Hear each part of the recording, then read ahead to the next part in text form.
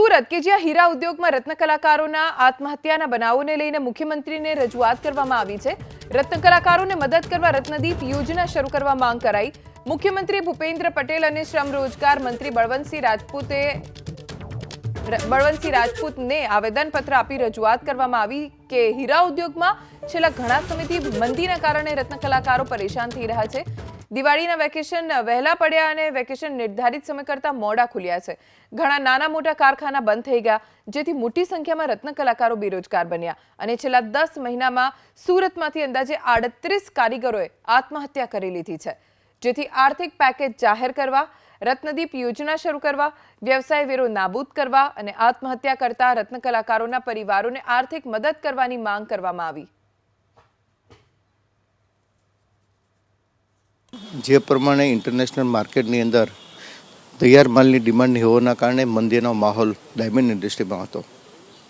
આ ઇન્ડસ્ટ્રીમાં આખા ગુજરાતની અંદર 15 લાખ કરતાં વધારે વર્કરો કામ કરે છે, પણ આ મંદીની માહોલની અંદર જે પ્રમાણે રત્ન કલાકારોએ આર્થિક ભીડમાં આવીને ઘણા કિસ્સાઓની અંદર આત્મહત્યા સુધીના પણ પગલાં ઉભર્યા છે, એ ખૂબ દુઃખદની બાબત છે। આ બધી બાબતોને ધ્યાનમાં લઈને ગઈકાલે gems and jewellery export promotion council, diamond worker union અને આઈડીએના માધ્યમથી ગઈકાલે શ્રમ અને રોજગાર પ્રધાન શ્રી બળવંતસિંહ રાજપૂત સાહેબને રૂબરૂ મળીને આવેદન પણ સુપૃત કર્યું હતું। આ આવેદનની અંદર અમારી મુખ્ય માંગણીઓ હતી કે આવા પરિવારો માટે આર્થિક પેકેજની જાહેરાત કરવામાં આવે અને ખાસ કરીને જે વ્યવસાય વેરો લેવામાં આવે છે રત્ન કલાકારોનો, વર્ષે ભલે 3000 રૂપિયા હોય, તો આ બાબતે પણ સરકારે પોઝિટિવ રહીને આ વ્યવસાય વેરો નાબૂદ કરવો જોઈએ। સાથે સાથે રત્ન કલાકાર કલ્યાણ બોર્ડ વર્કરો માટે પણ ચાલુ કરવાની માંગણી હતી। રત્ન કલાકાર દીપ જે સરકાર દ્વારા યોજના ચાલતી હતી એને ફરી વખત પુનઃજીવિત કરવા માટેની માંગણીઓ હતી।